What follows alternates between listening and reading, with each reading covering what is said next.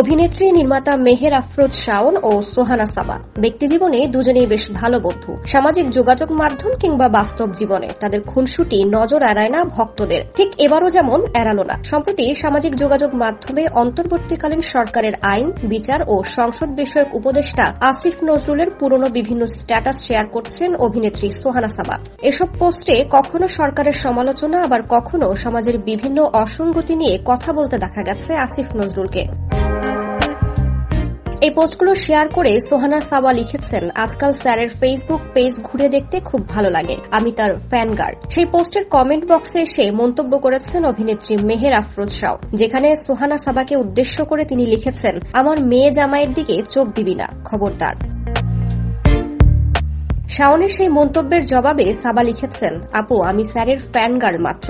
দুজনেই যে মজার ছলে মন্তব্য করেছেন সেটা বুঝতে কষ্ট হয়নি ভক্তদের। যদিও এর আগে এক স্ট্যাটাসে আসিফ নজরুলকে নিয়ে নিজের আশাবাদ ব্যক্ত করেছিলেন শাওন। মেহের আফরোজ প্রখ্যাত কথাসাহিত্যিক হুমায়ূন আহমেদের দ্বিতীয় স্ত্রী। হুমায়ূন আহমেদের প্রথম ঘরের সন্তান অভিনেত্রী শিলা আহমেদকে বিয়ে করেছেন আসিফ নজরুল। সেদিক থেকে সম্পর্কে শাওনের জামাতা হন এই অধ্যাপক।